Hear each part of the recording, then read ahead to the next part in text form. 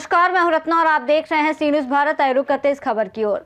रेवाड़ी में आयोजित युवा योद्धा कार्यक्रम में पूर्व डिप्टी सीएम दुष्यंत चौटाला ने भाजपा और केंद्र सरकार पर तीखा हमला बोला। उन्होंने वोट चोरी, किसानों के मुआवजे में देरी और ग्रामीण विकास योजनाओं में भेदभाव जैसे मुद्दों पर चिंता जताई। रेवाड़ी के अनाज मंडी में सोमवार को आयोजित युवा योद्धा कार्यक्रम को संबोधित करते हुए दुष्यंत चौटाला ने कहा कि देश के सबसे बड़े वोट चोर आज वोट चोरी का आरोप दूसरों पर लगाते हैं। उन्होंने 2019 में भाजपा के साथ जाने के फैसले का उदाहरण देते हुए कहा, यदि वो भी उस समय विचलित होते तो आज दिल्ली मुंबई कॉरिडोर और रेवाड़ी साउथ बाईपास का निर्माण नहीं होता। दुष्यंत ने बिना नाम लिए कांग्रेस और राहुल गांधी पर निशाना साधते हुए कहा कि कांग्रेस ने रोहतक लोकसभा से देवीलाल को केवल 382 वोट से हराया, जबकि बहुमत होने के बावजूद राज्यपाल के जरिए भजनलाल को मुख्यमंत्री बनाया गया।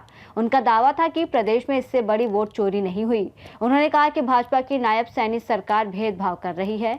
रेवाड़ी में फसलों के मुआवजे के लिए 3 बार वेरिफिकेशन के बाद भी किसानों को पैसा नहीं मिला, जबकि लाडवा और अंबाला में बिना वेरिफिकेशन मुआवजा वितरित किया गया। बुढ़ापा और विधवा पेंशन काटी जा रही है। दिव्यांगों को नोटिस भेजे जा रहे हैं। पूर्व डिप्टी सीएम ने यह भी बताया कि उनकी सरकार में उद्योगों में हरियाणा के युवाओं के लिए 75% आरक्षण और पंचायतों में महिलाओं का आरक्षण संभव हो पाया। दुष्यंत चौटाला ने केंद्र सरकार की नीतियों की आलोचना करते हुए कहा कि यूजीसी को बंद करने की योजना सुप्रीम कोर्ट ने रोक दी। उन्होंने मनरेगा का नाम बदलने पर कहा कि इसका असली उद्देश्य योजना को खत्म करना है और अब सरपंचों को केंद्र से अनुमति लेने की जरूरत पड़ेगी। केंद्रीय बजट पर बोलते हुए उन्होंने कहा कि शहरों को हजारों करोड़ दिए गए, लेकिन गाँव और किसानों के लिए कुछ नहीं। वहीं हरियाणा को बजट में पर्याप्त हिस्सा नहीं मिला और स्वीकृति योजनाओं को आगे बढ़ाने के बजाय केवल 2022 की योजनाओं को आगे बढ़ाया गया। उन्होंने आगे कहा कि एसआईआर में चुनाव आयोग के फर्जीवाड़े को रोकने के लिए पार्टी कार्यकर्ता ही सक्षम है। पार्टी बीएलओ नियुक्त करेगी और महिला पदाधिकारी प्रत्येक गांव में महिला सखी तैयार करेंगी, जिससे वोटों में फर्जीवाड़ा रोका जा सके। क्या कहना चाहिए और अभी बजट आया, बजट को प्राप्त है।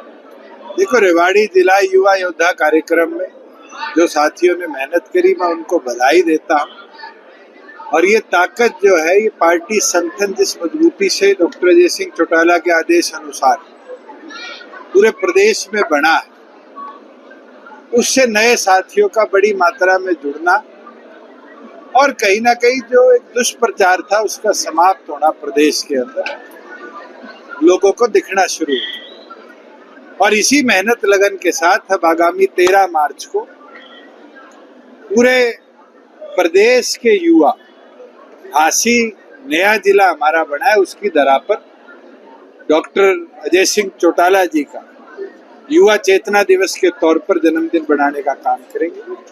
आज रेवाड़ी के साथियों को भी आमंत्रित किया है और उनको आदेश भी दिए कि अगले 1 महीने के अंदर बूथ लेवल पर जो हमारी 3 मुहिम है, पहली बूथ लेवल एजेंट 2 जो हर बूथ पर बनेगा, महिला सखी जो आपके 650 साढ़े 600 बूथों पर महिलाओं को जोड़ने के लिए है, और बूथ योद्धा जो हर बूथ पर युवा साथियों को जोड़कर बूथ योद्धा के तौर पर काम लेने का। इसी प्रकार से नए साथियों को जोड़ने का कार्यक्रम भी और गति के साथ चलेगा। मैं उम्मीद विश्वास रखता हूं कि रेवाड़ी जिले के अंदर पार्टी संगठन को और मजबूती के साथ एक पदाधिकारी लाने का काम करें।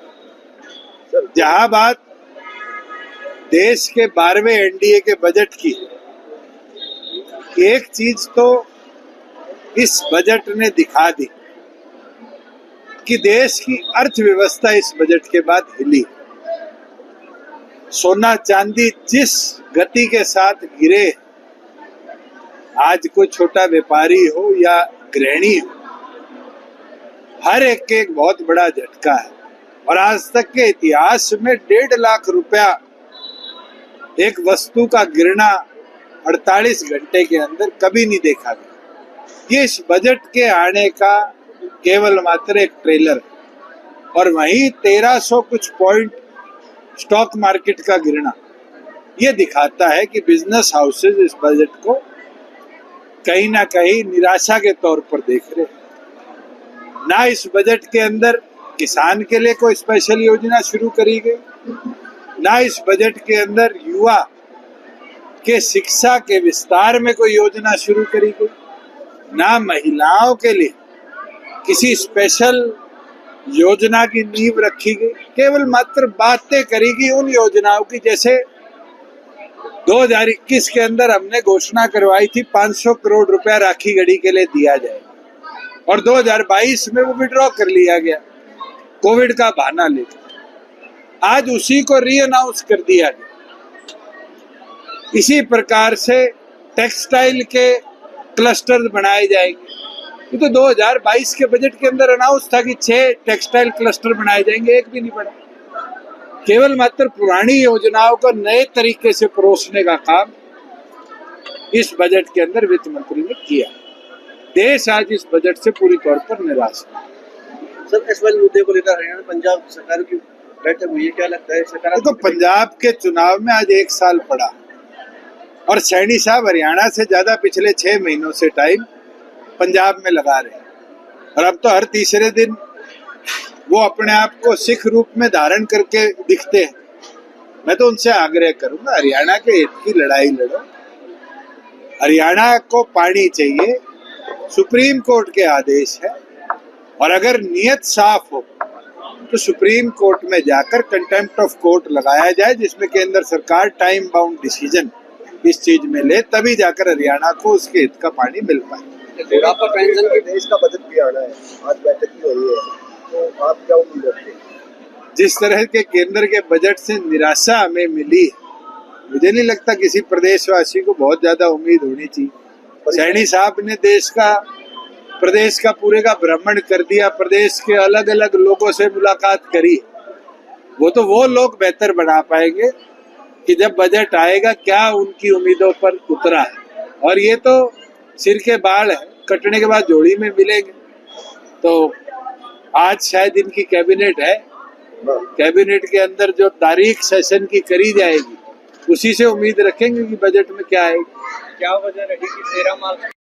और नए जिले से मुझे लगता है कि पहली उस जिले की रैली करना हमारे लिए भी एक चैलेंज है और उस चैलेंज को शायद एक युवा साथी मजबूती से स्वीकार करेंगे। तो क्या उस दिन कोई बड़ी ज्वाइनिंग देखने को मिल सकती है? उम्मीद रखते हैं कि हम डॉक्टर अजय सिंह चौटाला जी के पुराने साथियों को साथ जोड़ने का काम करें। जो जेजेपी पार्टी छोड़ गए थे, देखिए कोई अच्छा साथी था और वो किसी कारणवश दूर हुआ है, उनको हम धीरे धीरे साथ ला भी रहे हैं।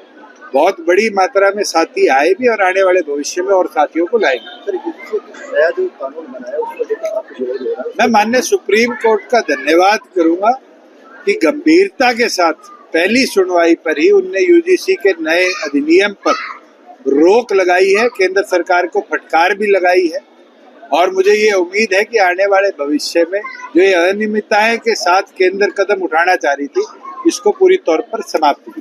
ग्रामीण विकास को लेकर आपने धनराशि का जिक्र किया, नाडो लक्ष्मी का जिक्र किया, क्या कहेंगे कहाँ तक क्यों आप खुद पंचायती राज के किसी इलेक्टेड रिप्रेजेंटेटिव से चर्चा करेंगे तो जो एसएफसी में 2000 रुपया प्रति व्यक्ति प्रति गांव को आना था, पिछली 7 किस्तें 1.5 साल से 1 रुपया प्रदेश सरकार ने रिलीज नहीं किया। साफ दिखता है कि प्रदेश का ग्राम विकास की ओर फोकस नहीं।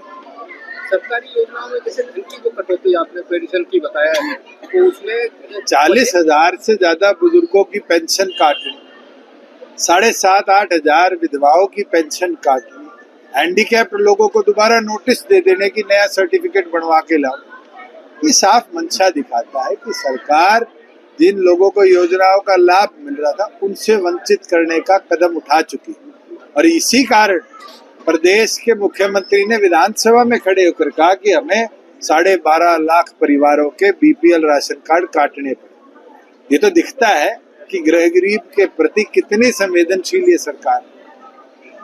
सर, मिडिल ईस्ट में युद्ध के हालात बन रहे हैं, अमेरिका जो है भारत को लगातार धमकी दे रहा है, जो तेल खरीद की बात होती है, की बात होती है, क्या कहना चाहिए? मिडिल ईस्ट से हरियाणा का तो कोई ज्यादा लेना देना नहीं और मिडिल ईस्ट के अंदर हमारे लोग सुरक्षित रहे, केंद्र सरकार को इसके ऊपर कदम उठाना चाहिए।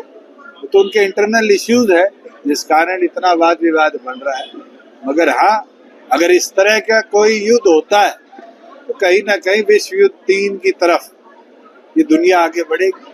अहिरवाल की राजनीति पे एक बड़ा आपने संकेत किया कि आपस में नेता जो है चुनाव के समय कुछ नहीं बोलते, बाद में राजनीति होती है। ये तो साफ दिखता ही है, किससे छुपा है? क्या चुनाव के 6 महीने बाद ये खुद कंस तंज कसने वाली प्रतिक्रिया शुरू नहीं होती? और जब चुनाव आ जाते हैं, जब सारे एक मंच पे खड़े दिखते हैं, क्या ऐसे नेता यदि कोई अपनी पार्टी को छोड़ के जनता आपके पास समझती आती है, जागरूक है, और जनता अपने आप उन नेताओं को भी इशारा करेगी कि अब रास्ता दूसरा लेने का समय आ चुका तो उनको क्या जेजेपी टिकट देगी? है। अभी तो 4 साल है, मेरे को मिलेगी नहीं मिलेगी यही पक्की नहीं, औरों की कैसे करें? रेवाड़ी से सी न्यूज संवाददाता चैन सिंह की रिपोर्ट। दुष्यंत चौटाला ने स्पष्ट किया कि समय के साथ पाला बदलने वाले नेताओं की जनता पहचान चुकी है और अब युवा संगठन और गांव स्तर पर सक्रिय निगरानी के जरिए लोकतंत्र में पारदर्शिता सुनिश्चित की जाएगी। इस रिपोर्ट में फिलहाल इतना ही। देश और दुनिया की तमाम बड़ी खबरों के लिए देखते रहिए सी न्यूज भारत।